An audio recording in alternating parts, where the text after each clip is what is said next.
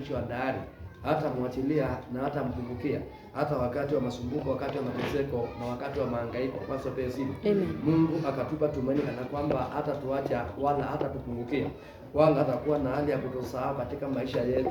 Atakuwa pamoja nasi katika taabu, ama katika dhiki, katika mazuri na katika mabaya, katika magonjwa na hata katika wakati wa kilio ama wakati wa mauti. Kwa sababu Mungu akatuambia kana kwamba hata tuachilia na hata tupungukia, yuko pamoja nasi ili akapate kutusaidia, yuko pamoja nasi ili akapate kutuangazia, yuko pamoja nasi ili akapate kutubariki.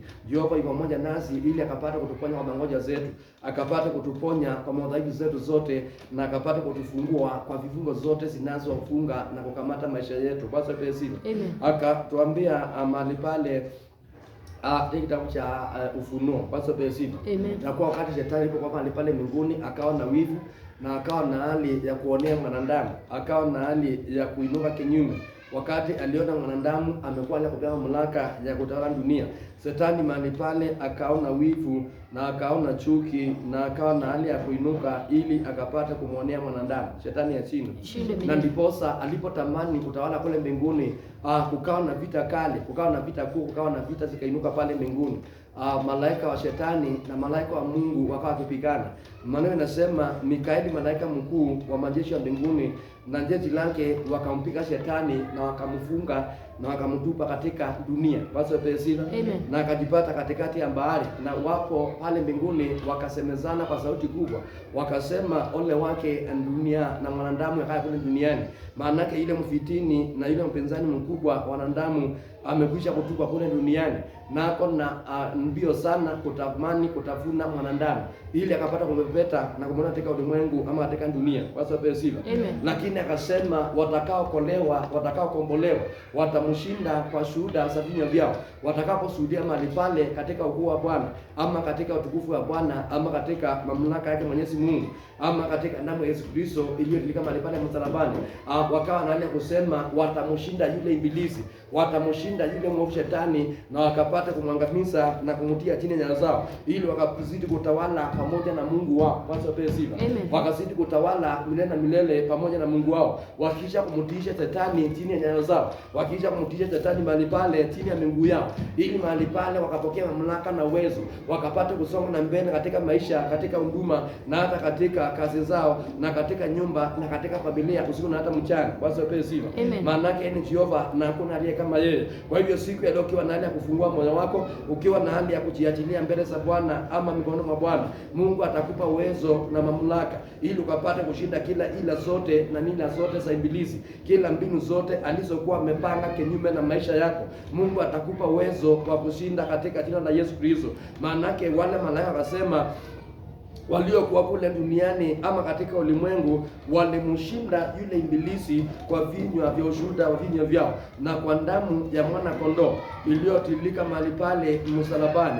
Walipata uwezo wa kumshinda, wakapata uwezo mahali pale wa kumkanyangia chini, wakapata uwezo mahali pale wa kumwangamiza, wakapata uwezo wa kumnyamazisha kule kuzimuni. Kwa hiyo wakati wowote unapotembea katika Bwana na kusimama katika njia za Bwana, Mungu anakupa uwezo na mamlaka ya kunyamazisha kila ila na kila mbinu zote ibilisi anazopanga kinyume na maisha yako, kila ila zote na mbinu zote ibilisi anapopanga kinyume na nyumba lako, anazopanga kinyume na kazi ya mikono yako, anapopanga kinyume na ndoa yako. Mungu atakufunulia mahali pale na akupe uwezo ili ukapata kumwangusha na ukapata kumwangamiza katika jina la Yesu Kristo. Na useme Bwana Yesu asikie na atusaidie. Bwana Yesu asikie na atusaidie. Na useme Bwana Yesu asikie na atusaidie. Bwana Yesu asikie na atusaidie. Na useme amen. Amen. Na useme amen. Amen. Na useme amen. Amen. Na useme Bwana Yesu nakupenda. Bwana Yesu nakupenda. Bwana Yesu nakuhitaji. Bwana Yesu nakuhitaji. Bwana Yesu nikumbuke. Bwana Yesu nikumbuke. Naomba ukanipe mamlaka mapya. Naomba ukanipe mamlaka mapya. Ukanipe uwezo mpya. Ukanipe uwezo mpya. Na ukanipe kibali chako. Ukanipe kibali chako. Ili nikapate kushinda shetani. Ili nikapate kushinda shetani. Na nikapate kumiliki. Na nikapate kumiliki. Katika miliki zangu. Katika miliki zangu. Na katika baraka zangu. Na katika baraka zangu. Na useme Bwana Yesu asikie na atende. Bwana Yesu asikie na atende. Mstari wa 17 kifungu ile cha 12 inasema nini?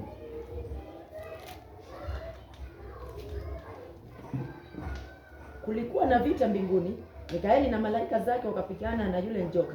Yule njoka naye akapigana pamoja na malaika zake. Hao hawakushinda.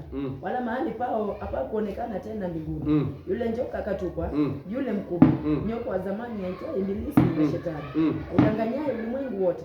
Akatupwa hata nchi, na malaika zake wakatupwa pamoja naye. Ukasikia sauti kuu mbinguni ikisema, sasa kumekuwa wokovu na nguvu na ufalme wa Mungu wetu, mamlaka ya Kristo wake, maana ametupwa chini mshtaki wa ndugu zetu.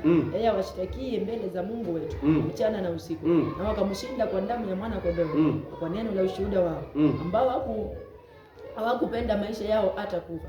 Kwa hiyo shangilieni enyi mbingu, nanyi mkao humo. Ole wa nchi na bahari, kwa maana yule Ibilisi ameshuka kwenu mwenye ghadhabu nyingi, akijua ya kuwa ana wakati mchache tu. Haleluya. Na useme na Yesu akalibariki neno lake. Bwana Yesu akalibariki neno lake. Na useme amen. Amen. Maana yanasema ni wakati kulikuwa na vita pale mbinguni, wakati shetani alipotamani kupokea utawala ama kupokea mamlaka. Ni wakati yule Mungu alipomaliza kuumba dunia na akaumba vyote katika ulimwengu. Na siku ya 6 akaona vyote vinavyendeza na vyote mahali pale ni vitu vya kutumainia, lakini akaona vilikuwa zimekosa mtu wa kuelekeza ama kushika ama kusitawala. Haleluya. Na ndiposa wakasemezana, wakapata kufanya mtu au mwanadamu kwa sura yao mwenyewe na mfano wao wenyewe, ili wakampea mamlaka na uwezo wa kutawala dunia na kutawala vyote vilivyo kule duniani. Wakati ule shetani mahali pale alikuwa ni archangel, alikuwa ni malaika mkubwa, alikuwa ni kama prime minister kule mbinguni. Maana yake alikuwa karibu na Mungu kwa sababu ya sifa. Na alikuwa pale wakisemezana, wakiwa katika ile cabinet ama ile kao, walikuwa wameketi kule mbinguni, na akasikia vile Mungu alivyonena na kusema. Na aliponena hivyo, maana yake alikuwa amekaa wakati wote akiwa na Mungu pale. Akauliza ni kwa nini mwanadamu anaumbwa na akapata pia mamlaka na uwezo ili akapata kutawala dunia na kutawala vyote vilivyo kule duniani. Maandiko yanasema akawa na ghadhabu mingi na akawa na chuki na akawa na wivu, akawa na hiyo roho mahali pale ya kujiinua na kujingama, shetani ashinde. Na wakati yule Mungu aliposuka duniani ili kuongea na mwanadamu, naye shetani kule mbinguni akainua vita ili anatamani kutawala ama mamlaka ya kutawala. Alikuwa anataka kufokonya Mungu kutawala kule mbinguni, maana yake alikuwa na chuki na wivu. Maana yake Mungu ameshampa mwanadamu mamlaka ya kutawala duniani na hapa na vyote vilivyo katika dunia. Naye Mikaeli malaika mkubwa, maana inasema akainuka na malaika zake na wakajipanga. Naye Shetani akainuka na malaika zake kule mbinguni, na zile vita mahali pale zikapikana, na zile vita mahali pale zikachacha. Maandiko yanasema wakamshinda yule Shetani pamoja na malaika zake, maana yake walikamata yeye na wakamfunga na wakamtupa chini ya dunia kwa sababu ya sifa. Wala mahali pake pale mbinguni hapakuonekana, wala nafasi yake mahali pale mbinguni haikupatikana ya kuweza kutawala mahali pale kwa sababu ya sifa. Na ndiposa wakati Yesu alipokuwa mahali pale msalabani, na akawa na hali ya kuwatokeza wanafunzi wake, akawa na hali ya kuambia nimeshapewa mamlaka yote mbinguni na hata duniani ili nikapate kutawala kwa sababu ya sifa. Na akawaambia the mamlaka nimeshapewa kule mbinguni, yale mamlaka naenda kuweka juu yenu ili mkapate kuwa na uwezo wa kuponya wagonjwa, mkapate kuwa na uwezo wa kufungua, mkapate kuwa na uwezo wa kumbomoa na kuharibu kila ila na kila mbinu zote za Ibilisi. Basi basi mkapate kutawala mkiwa na uhuru, mkapate kama maisha mazuri iko na amani ndani yake. Basi basi maisha mahali pale iko na utukufu wake Mwenyezi Mungu, mkapate kukaa maisha kumwabudu Bwana msipokuwa na hofu na wasiwasi. Basi basi maana yake wameshapewa mamlaka na uwezo wote kutoka mbinguni. Maana yake nafasi ya Shetani haikuonekana tena mahali pale mbinguni. Basi basi Shetani mahali pale akatupa kule duniani na kuwasikana kule mbinguni sauti ama wale malaika wakiimba. Waza pesiba mustani mahali pale wa 10 ukasema, nikasikia sauti kubwa mbinguni ikisema, sasa kumekuwa wokovu na nguvu na ufalme wa Mungu wetu na mamlaka ya Kristo wake, kwa maana ametupa chini mshtaki wa ndugu zetu, yeye washtakie mbele za Mungu wetu mchana na usiku. Waza pesiba mbingu zikasemezana na mbingu zikaongea mahali pale, wakashangilia katika mbingu, maana Shetani alikuwa ameshashindwa. Waza pesiba na ameshakuwa amekamatwa na kutupwa chini ya dunia. Wakasema sasa wokovu na utukufu na enzi ziko pamoja na Mungu wetu na Bwana wetu Yesu Kristo. Basi basi maana yake aliyekuwa mfitini mahali pale na mustaki ameshashindwa na ameshakamatwa na ameshatupwa katika dunia, na akasema wokovu na uzima wako na watu wake wale wanaomwamini kwa haki na kweli. Basi basi kwa hivyo siku ya leo mahali pale we are not under the capital of Satan again. Basi basi hatuko chini ya viungo za Satan mahali pale, maana yake Yesu msalabani mahali pale alishatushindania. Yesu msalabani mahali pale alishavunja vile nila.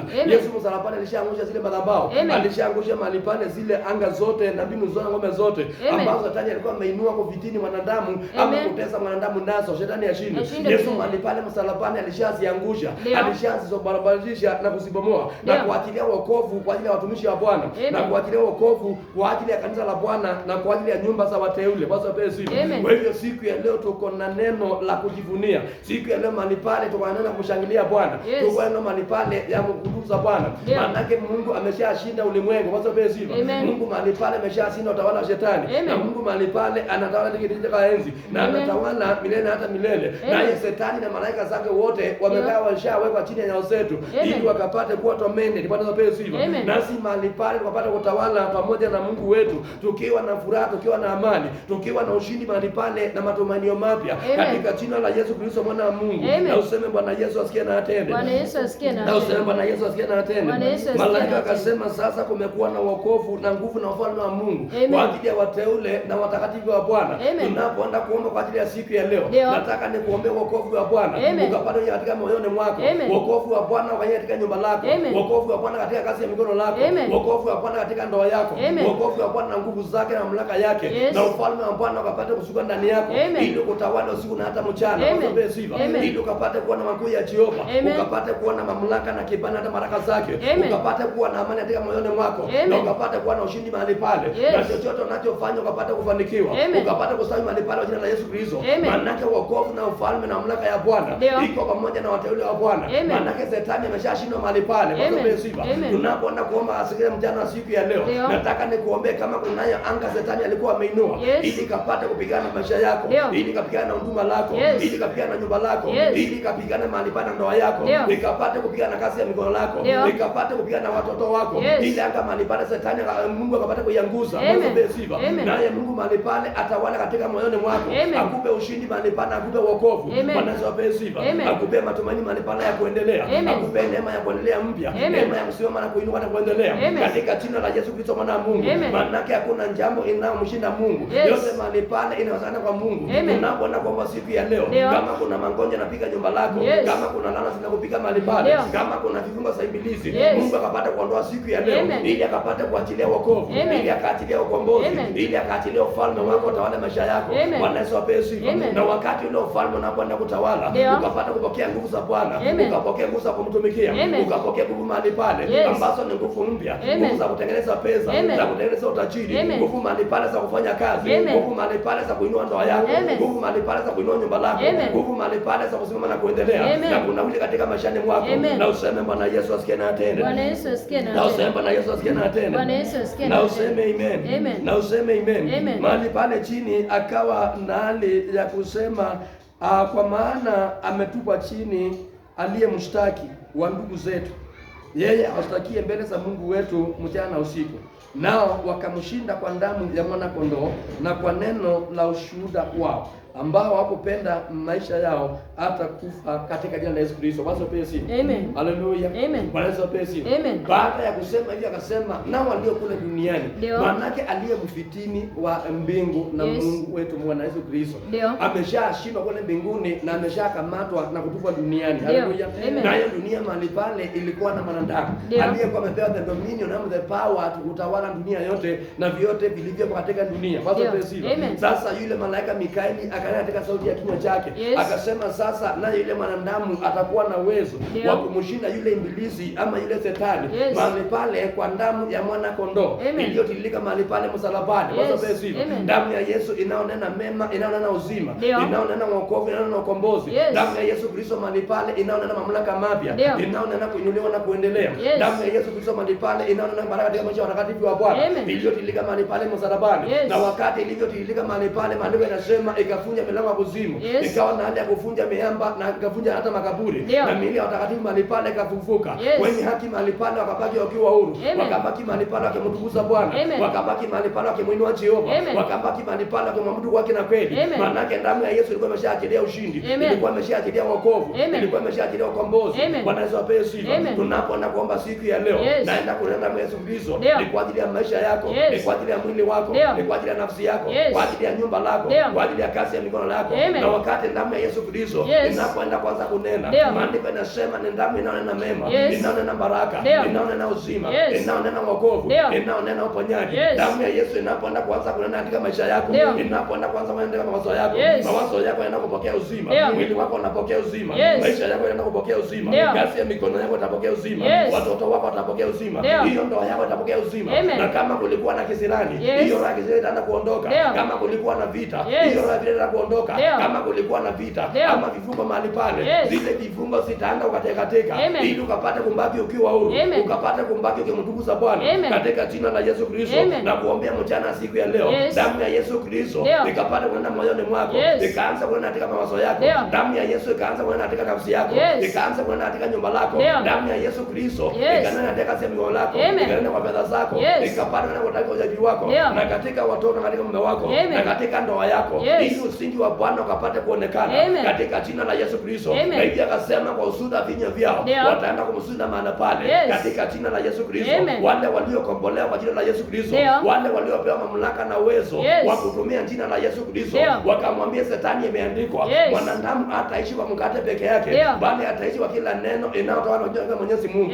Katika jina la Yesu Kristo watamshinda kwa ushuhuda wa vinywa vyao. Watakasema na kusema, mimi sio mgonjwa, mimi niko na afya katika jina la Yesu Kristo. Maana yake ni jina iliyo na uwezo na mamlaka, ni jina mahali pale inaokoa, ni jina mahali pale inaofungua, ni jina mahali pale inaotetea, ni jina mahali pale inaokomboa. Wakati unapotaja jina la Yesu Kristo, mapepo mahali pale yanatetemeka, Shetani mahali pale anaanguka, milio mahali pale inaporomoka, na jina la Yesu mahali pale linasimama likitawala likiwa imara. Maana yake anasema ameshapanda kuja mbinguni, na amekaa mkono wake Mungu wake Mwenyezi, na anatawala mahali pale usiku na hata mchana. So unapotaja ile jina, ni jina la mfalme, na wakati unapotaja jina la mfalme, lazima mahali pale Shetani akapata kutetemeka, Shetani mahali pale akapata kuanguka, Shetani mahali pale akapata kumoromoka, Shetani mahali pale akapata kushindwa katika jina la Yesu Kristo. Na useme Bwana Yesu asikie na tena, Bwana Yesu asikie na tena, na useme Bwana Yesu asikie na tena, Bwana Yesu asikie na na useme Bwana Yesu asikie na tena. Sasa akasema mbingu zikapata kushangilia, wenye walio haki katika Bwana,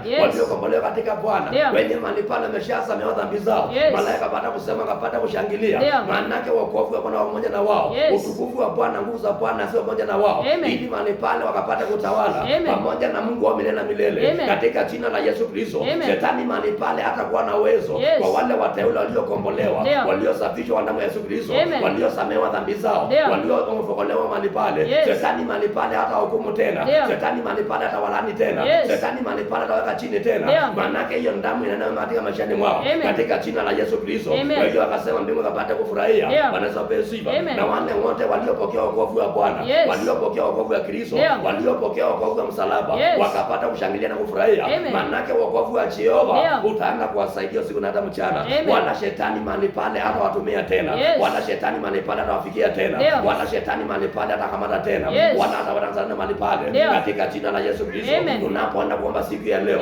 wacha Bwana akapata kusukuma maisha yako, akapata kusikia maisha yako kwa damu ya mwana kondoo, ili Shetani mahali pale asione tena, akapata kusukuma maisha yako mahali pale kwa ukuta moto wa Mtakatifu, ili Shetani anapokutazama akapata kuchomeka na kuteketea, akapata kuachilia maisha yako katika jina la Yesu Kristo. Na wakazidi kusonga na mbele, ukisudia ushuhuda wa Jehova, ukitangaza habari njema, ukitangaza ukuu wa Bwana, ukisema Jehova anaponya, Jehova anainua, Jehova anafungua, Jehova anakomboa, Jehova anabariki, Jehova anatendea. Bwana Yesu apewe sifa.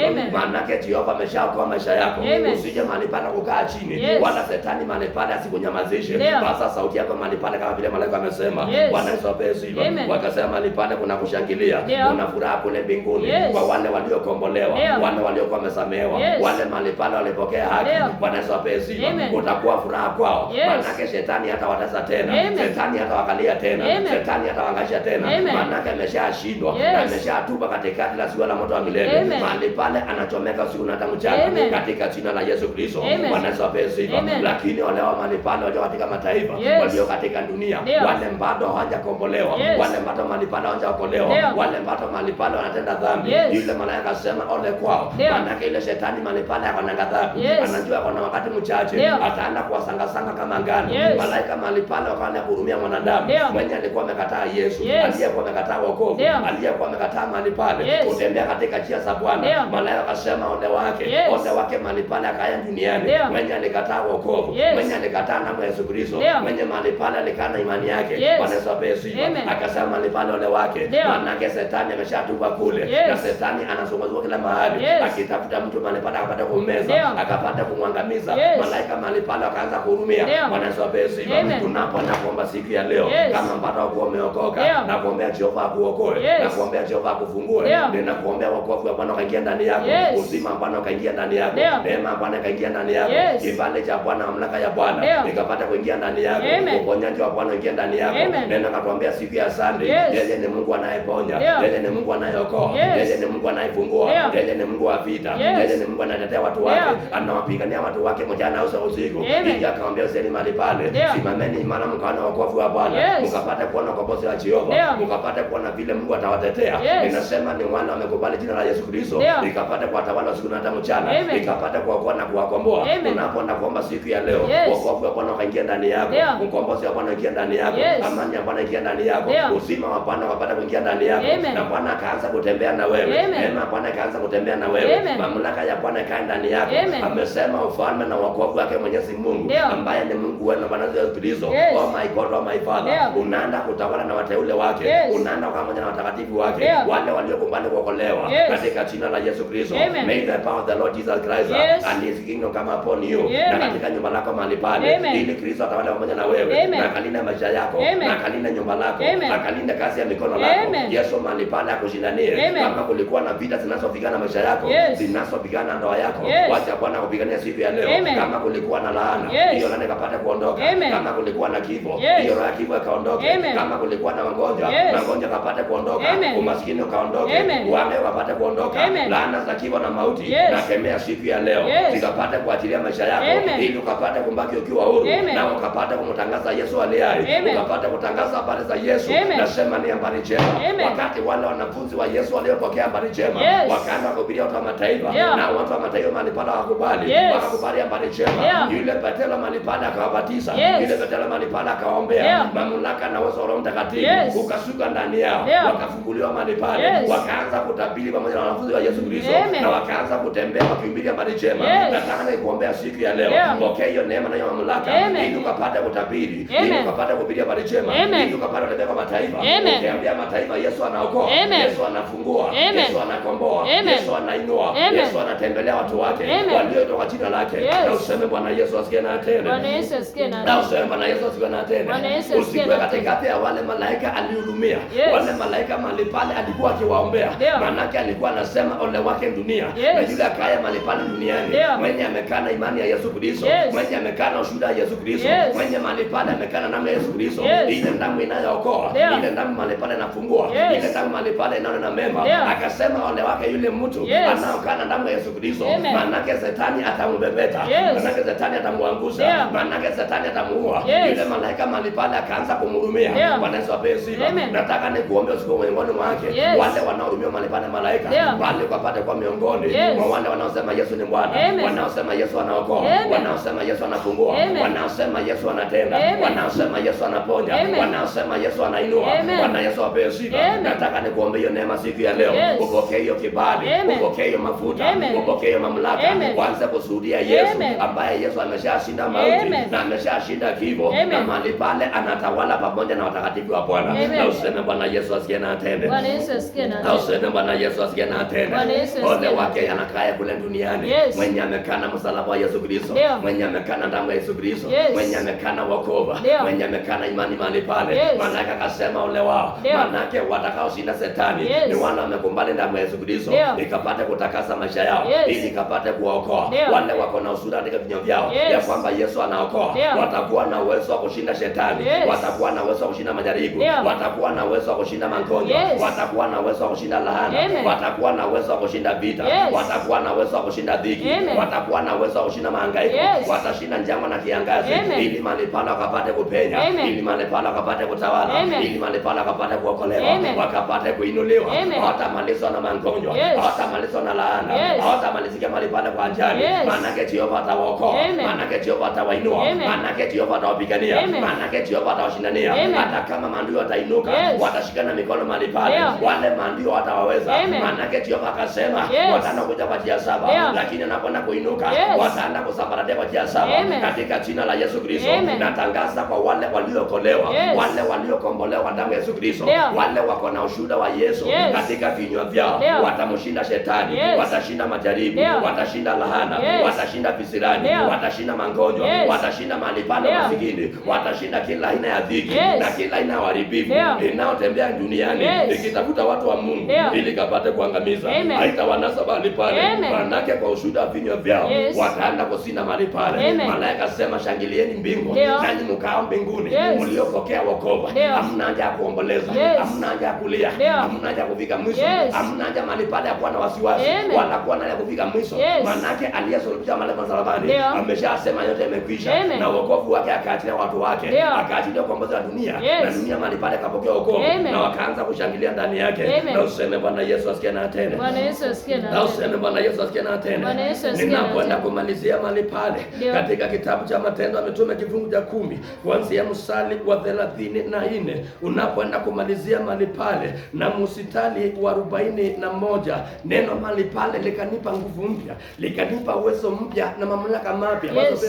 Ati wakati Petero na wale wanafunzi wengine Yohana na yule Yakobo walipokuwa mahali pale wanateswa kwa ile ushuhuda wa Yesu Kristo, wakawa mahali pale wanadhulumiwa, hata wengine mahali pale wakafungwa kule gerezani, wakawa ndani ya kuteswa wasihubiri habari za Yesu Kristo, wakijaribu mahali pale wanyamazishwe, wasije mahali pale wakanena ushuhuda wa Yesu Kristo. Wanaweza pesi. Maandiko yanasema baada ya Petero kuachiliwa pale gerezani, wakasimama katikati ya mkutano, na ule mkutano ulikuwa na watu wa mataifa. Watu wa mataifa ni wale watu ambao wanaanza kujua Yesu, wale watu ambao wanaanza kumwona Yesu Kristo akapate kwa mwongozo wa maisha yao, wale watu ambao wanaanza kupanda damu ya Yesu Kristo ikapate kuwatakasa na kuwasafisha, wale watu ambao wamefungwa na laana, wale ambao wamefungwa na dhambi, wale wamefungwa na usharati, wale ambao wamefungwa na ukahaba, wale ambao wamefungwa na wizi, wale ambao wamefungwa na ulevi, hao ndio wale watu wa mataifa. Petero akasimama katikati yao, akaanza kutabiri, akaanza kuhubiri, akaanza kutangaza ushuhuda Yesu Kristo, yule Yesu aliyokuwa amesulubisha, yule Yesu mahali pale walioa wakadhani mahali pale amekufa, wakadhani mahali pale ameshinda, lakini baada ya siku 3 Yesu Kristo akafufuka na akapaa kule juu mbinguni. Bwana Yesu asifiwe. Na akaachia watu wake wokovu, akaachia watu wake ukombozi, na akawaachia uwezo wa kutabiri na kuhubiri habari njema kwa mataifa katika jina la Yesu Kristo. Petero akaanza kuwahubiria, Petero akaanza kuwatabiria. Ninasema watu wa mataifa, ninasema wale watu ambao hawajaokoka, au ndio wanaitwa watu wa mataifa, wale ambao wamefungwa na usherati, wale watu wamefungwa na sheria za dunia, wamefungwa na anasa za ulimwengu, wale ambao wamefungwa na ukahaba, wale ambao wamefungwa na kifo na mauti, wamefungwa na magonjwa na vidhirani. Oh my God, oh my Father. Petero akaanza kuwahubiria, Petero akaanza kuwatabiria, maana yake kinywa chake kilikuwa na ushuhuda, na alikuwa ameshaokolewa kwa damu ya Yesu Kristo, na alikuwa ameshajazwa Roho Mtakatifu. Akasimama bila kuwa na hofu na wasiwasi, na akaanza kuwapa habari njema. Nataka tukiomba siku ya leo, wacha Bwana akuokoe, wacha Bwana akufungue, wacha Bwana akutakaze, na kinywa chao kapate kutia habari njema, ili unapoenda kutoka mahali hapa ukapate kuhubiri habari njema katika jina la Yesu Kristo. Na useme Bwana Yesu asikie na atende. Bwana Yesu asikie na atende. Na useme amen. Amen. Neno nasema nini 34? Petro akafumbua kinywa chake. Petero akafunua kinywa chake. Akasema, hakika natambua ya kuwa Mungu ana upendeleo. Hakika natambua Mungu ana upendeleo. Bali katika kila taifa mtu amchaye na kutenda haki. Bali katika kila taifa yule mtu anayemcha Bwana na kutenda haki. Ambia mwenzako anayemcha Bwana, anayemcha Bwana na anayemtenda haki. Mtu anayemcha Bwana, ile kichwa cha Bwana kiko ndani yake, ako na kutetemeka na kusuka ndani yake, ako na kunyenyekea na kusikia sauti ya Bwana. Yesu alituambia katika siku ya Sunday, anayempenda atashika sheria zake, atashika maagizo yake na atatembea katika haki na kweli. Bwana pesi. Naye Yesu atampenda na Mungu Baba yake atampenda. Na wote watajua ndani yake na kukaa ndani yake pamoja na Roho Mtakatifu. Na maisha yule mtu mahali pale itakuwa na uzima. Bwana pesi. Maisha yule mtu itakuwa na baraka, itakuwa na ushindi. Yule anayempenda Bwana atashika sheria za Bwana na atatembea katika sheria za Bwana. Sasa Petro anasema hakika Mungu ana upendeleo. Maana katika mataifa na kila taifa yule mtu mahali pale ako na haki ndani yake. Yule ako na kumcha Bwana ndani yake. Bwana pesi. Mungu ako na uwezo wa kumwokoa na kumfungua. Mungu ako na uwezo wa kumbariki na kumuinua. Mungu ako na uwezo wa kumsaidia mahali pale. Na neno kuhusu imani yako, mahali imani yako ameweka. Kuna watu imani zao mahali pale katika fedha, katika mali ya dunia, katika watu wa kiulimwengu, lakini si wale mahali pale. Nataka wapate kutoa imani yako mahali pale katika dunia, ili imani yako ukapate kuelekezwa kwa Bwana. Naye Bwana atakuokoa wakati wa dhiki, ama wakati wa taabu, wakati wa shida, wakati wa kuonewa, na wakati wa kusumbuka mahali pale. Inasema nini? Neno lile alilowapelekea wana wa Israeli, neno hilo alilowapelekea wana wa Israeli akihubiri habari njema ya amani. Akihubiri habari njema ya amani. Kwa Yesu Kristo. Kwa Yesu Kristo. Ndiye Bwana wa wote. Ndiyo Bwana wa wote. 37. Jambo lile ninyi mmelijua, lililoenea katika Uyahudi wote likianza Galilaya. Baada ya ubatizo alihubiri Yohana habari za Yesu wa Nazareti. Habari za Yesu wa Nazareti. Leo nakuhubiria habari za Yesu wa Nazareti. Yesu mwana wa Mungu. Yesu aliyetolewa pale msalabani hapo na dhambi. Akaja akafa kwa ajili ya dhambi zako na makosa yako. Kwa ajili ya magonjwa yako na dhiki zako na taabu zako. Ili ukapata kupokea wokovu na ukombozi wa Yesu Kristo. Jinsi Mungu alivyomtia mafuta kwa Roho Mtakatifu. Jinsi Mungu alivyompaka mafuta kwa uwezo wa Roho Mtakatifu. Na nguvu. Naye akazunguka huko na huko. Naye akazunguka kule na kule. Akitenda kazi njema na kuponya. Akitenda kazi njema ya kuponya watu walioonewa na ibilisi. Waliokuwa wameonewa na ibilisi. Sasa mwenzako ameshaonewa na ibilisi. Ameshaonewa na ibilisi. Mwambie ndio. Ndio sababu niko mahali hapa. Ndio sababu niko mahali. Haleluya. Maanake Shetani amekuonea. Magonjwa yamekuonea. Madeni yamekuonea. Polisi yamekuonea. Mashetani waandui mahali pale wako na na usiku na mchana. Hakuna mtu ako na amani na wewe. Wanatafuta mahali pale utakufa lini? Wanatafuta namna gani ndio yako itaisha namna gani? Shetani ashindwe. Wanatafuta mahali pale kazi ya mikono yako itaisha namna gani? Wanaachilia roho ya maskini kwa usiku na hata mchana ili wakapata kuangamiza. Leo nikasema vile alivyowatendea wale walivyokuwa wameonewa na ibilisi, wale walivyokuwa mahali pale wameonewa na Shetani ili wasikuwe na hali ya kupata haki ya Bwana, wasikuwe na hali ya kupata wokovu wa Jehova. Yesu akatembea kule na kule, maana alikuwa ameshatiwa mafuta na roho alikuwa amekuwa juu yake ili akapata kuwaponya wagonjwa, ili akapata kuwafungua wafungwa, ili mahali pale akatangaza habari njema kwa wale masikini ama wale watu walikuwa wameteseka.